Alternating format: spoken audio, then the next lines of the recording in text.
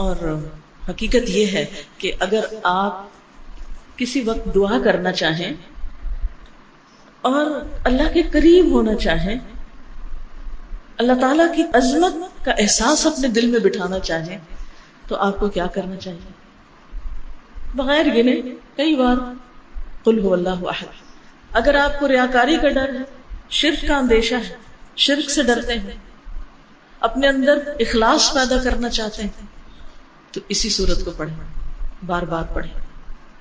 ایک اور شخص کے بارے میں آتا ہے کہ وہ ایک بار ساری رات اسی صورت کی تلاوت کرتے رہے، اسی کی تکرار، اسی کی تکرار، اسی کی تکرار.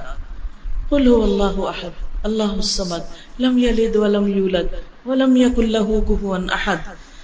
اور پھر اس کی تاثیر آپ دیکھیں، یہ کرنے سے پتہ چلتا ہے. نبی صلی اللہ علیہ وسلم کو جب یہ بات پتہ چلی کہ وہ ساری رات ہی پڑھتا رہا تو آپ نے اس کو منع نہیں کیا.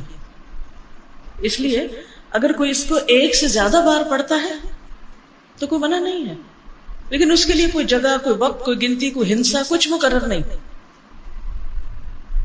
کیونکہ ایک ہی آیت کا یا ایک سورت کا بار بار پڑھنا انسان کے اندر اس کا فہم زیادہ کرتا ہے، اس کے اندر غور و فکر اور تدبر زیادہ ہو جاتا ہے. تدبر کے لیے تکرار چاہیے ہوتی، بار بار پڑھو. ہم تو ایک دفعہ قرآن پڑھتے ہیں اور اس کے بعد بند کر کے وہ اوپر شیلف میں رکھ دیتے ہیں، مکمل ہو گیا، اب مزید اس سے کوئی کام نہیں. اس کی فضیلت یہ، اس کے بارے میں یہ بھی آتا ہے کہ یہ انسان کی بیماریوں کو دور کرنے والی ہے. اب بیماریوں کو کیسے دور کرنے والی؟ سب سے بڑی بیماری اور علت کیا ہے؟ شرک. سارے غم ہی شرک کی وجہ سے آتے ہیں، ساری مصیبتیں شرک کی وجہ سے آتی ہیں، اللہ سبحانہ تعالیٰ کی ناراضگی شرک کی وجہ سے آتی ہیں، چاہے شرک اکبر ہو چاہے شرک اصغر ہو. شرک اکبر تو بتوں کو پوجنا، اور شرک اصغر کیا؟ ریاکاری کرنا، دکھاوے کے کام کرنا، اپنے نیک کاموں پہ فخر کرنا، لوگوں کو بتانا کہ میں کیسا کیسا نیک ہوں.